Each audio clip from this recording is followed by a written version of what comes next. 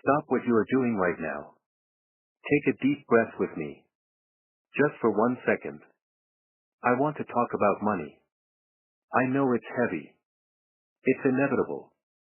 Every single person in this room, every single heart connected by the internet, we all carry something relating to our finances. Anxiety. Dread. A constant low-level hum of worry that says, is enough coming? Will there be enough for next month? Did I spend too much? We treat money like a magical shield. We think if we just stack enough dollars, or earn the right title, or save for long enough, then finally, we will feel safe. We build our whole emotional framework on compound interest and investment portfolios. Our security is tied to a number in a bank account. And when that number dips, everything shakes loose. And if you're like most people I talk to, your default coping mechanism isn't prayer. It's hustle. It's grinding harder. It's taking on more weight because we are convinced that our effort is what buys us peace. We think success is a transaction. Work this hard, therefore I deserve that much comfort. But let me challenge that thought right now. Let me shake the foundation of where you believe your stability comes from. Where do you actually place your deepest trust? Is it in your job title? Is it in the strength of your network? Or is it in a fluctuating market report? Because that isn't faith. That is just advanced financial risk management, and frankly, it's exhausting. We are programmed to feel like we have to be the ultimate architects of our own destiny. We believe we hold the blueprints.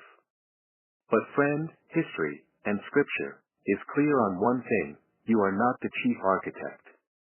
You are a steward. A manager. A caretaker. Do you understand that difference? There is a massive gap between being in charge and being entrusted. When you realize that everything, the resources, the gifts, the breath in your lungs, the very ground beneath your feet, it all originated somewhere outside of you, something incredible happens to your perspective. It dismantles the illusion that this whole chaotic system belongs solely to us. It reminds us, profoundly and beautifully, who actually owns it all. We are given a privilege, the opportunity to manage something infinitely valuable on behalf of someone far greater than ourselves. And when we make that shift in ownership, when we stop saying, my money, and start whispering, quietly, his provision, something radical begins to happen. The panic subsides. The overwhelming guilt over a latte or a trip to Vegas starts to feel less like a moral failing and more like simple humanity being human. Because the greatest trap is never simply not having enough, it's believing that you are ultimately responsible for generating enough.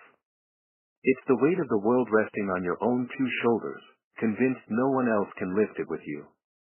When we surrender control to the one who sustains the very galaxies, our path doesn't magically become straight overnight. No. We still have the bills. The struggle remains. But suddenly, the source of the pressure shifts. It moves from being an internal, desperate, I must fix this myself, panic, to a peaceful, deep knowing, he is providing.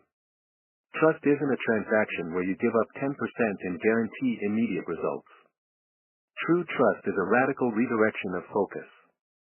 It's waking up every morning and saying, my wisdom is limited. My ability to earn more is fragile.